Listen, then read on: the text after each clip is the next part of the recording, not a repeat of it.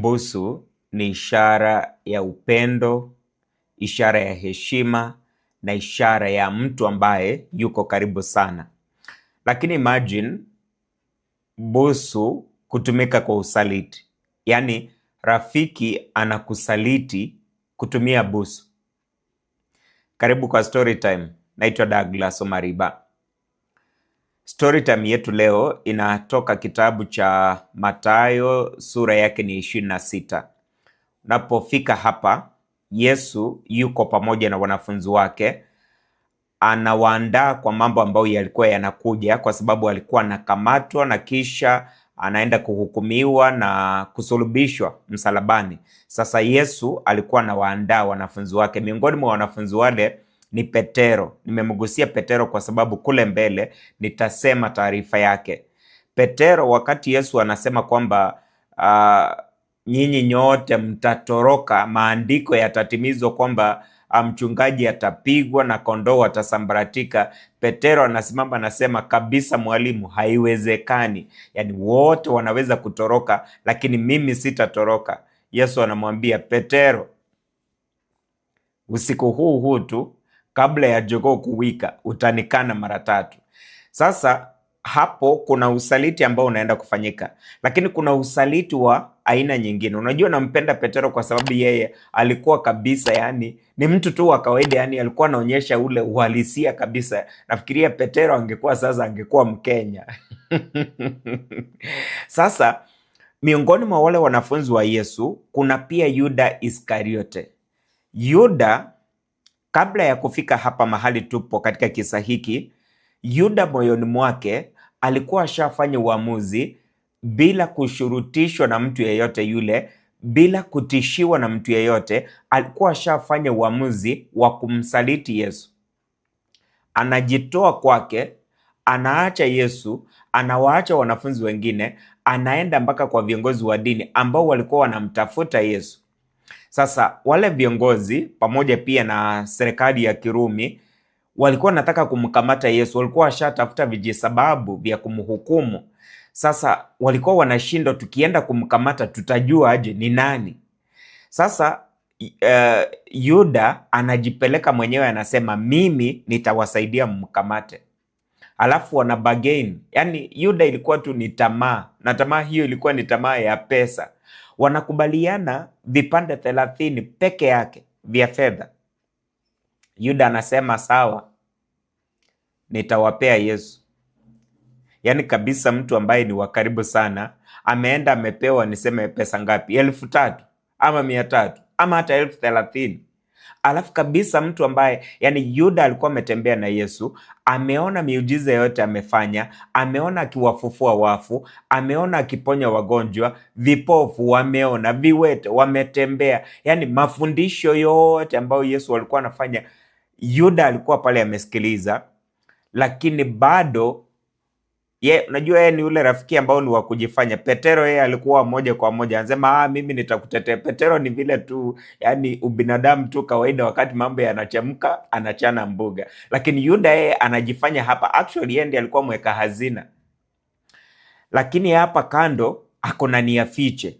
Niposa hapo nikwambie kwamba sisemi waache rafiki zako, but I am saying katika lile kundi la marafiki waombee sana. Kwa sababu kama utasalitiwa, hautaenda kusalitiwa na adui, unaenda kusalitiwa na rafiki wa karibu. Sasa usiku ule Yesu yuko pale Getsemani, bustani ya Getsemani. Alafu wale askari wanakuja. Sasa askari hawako wanajua kati ya watu hawa wote Yesu ni nani. Alafu kando na wale wanafunzi kuna mwanaume mwingine ambaye alikuwa hapo, Marko peke yake ndiye amemwandika. Hatuambiwi jina lake ni nani, lakini nitakwambia kisa chake baadaye kidogo pia.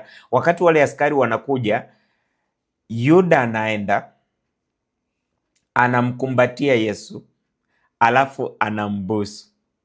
Yaani kabisa alikuwa ashaambia wale askari kwamba mukiona yule ambaye ninabusu, mjue huyo ndiye. Na kabisa anapombusu, askari wanatoka mbio, wanajua tushampata yule ambaye tulikuwa tunamtafuta. Yesu anamwangalia Yuda, anamuuliza, rafiki, Can you imagine? Yani Yesu ashajua kwamba huyu ananisaliti na anamuuliza rafiki. Sasa ingekuwa wewe, ungemiita rafiki kweli? Kwa sababu naona baadhi yetu tunakosewa kidogo hivi na marafiki. Tunaenda kwa status, tunaenda pale kwa mitandao ya kijamii, tunaanza kusema hey, all friends are fake, sijui nini na nini, mambo mengi.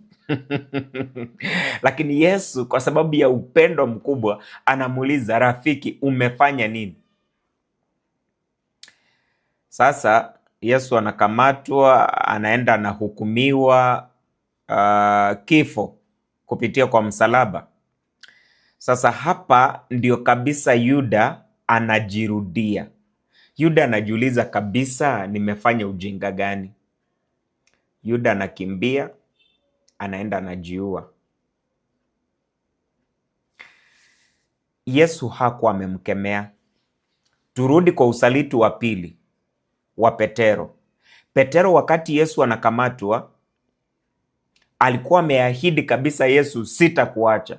Lakini anapoona kimeumbana, Petero na watu wengine, anachana mbuga. Actually wakati Yesu anakamatwa katika bustani ile ya Getsemane, Marko ndiye anaandika hili, anasema kulikuwa na mwanaume mwingine ambaye alikuwa anafuata Yesu kwa mbali, hatuambiwi ni nani. Alafu yule mwanaume alikuwa amevalia mawanda ambayo unafikiria ni kama ya usiku, nguo za kulala tu. Alafu anapoona Yesu anakamatwa, ni kama wale askari walijaribu kukamata watu wengine waliokuwa karibu. Yule mtu pia naye anatoka mbio. Nafikiria askari anamfikia, nagusa nguo. Yule jamaa anafua nguo yake, anaiacha, anatoka mbio. Biblia inasema anakimbia uchi wa mnyama. Kwa sababu tu ya kuogopa kukamatwa pamoja naye Yesu. Yani watu wote wanakamatwa, wanakimbia, Yesu ndiye ambaye anakamatwa. Sasa wakati Petero anamkana Yesu mara 3, jogoo anawika, anakumbuka yale maneno. Huo ni usaliti wa pili ambao nimekwambia. Petero anatoka nje, anaenda analia sana. Lakini tofauti na Yuda, Petero anamrudia Mwenyezi Mungu. Sasa ningependa nikuambie hivi kwamba katika maisha haya kabisa, kama utasalitiwa, sio na adui, ni rafiki. Kundi la marafiki wako waombee, lakini wakati mmoja anaanguka, usimuanike hadharani. Mrekebishe kwa upendo. Lakini sasa jambo lingine, kama wewe ni miongoni mwa wale ambao wamesaliti mtu mwingine, umesaliti mke wako, umesaliti mume wako, umesaliti bosi wako, umesaliti wafanyikazi wako, usiwe kama Yuda. Neema yake Mwenyezi Mungu inatosha. Kama Petero, rudi, omba msamaha, nenda kwa Mwenyezi Mungu, tubu dhambi zako, na neema yake Mwenyezi Mungu inatosha. Mungu akusaidie sana katika kundi lako la marafiki, kusiwe na marafiki ambao watakusaliti. Bwana asifiwe. Na hiyo ndio story time yetu leo.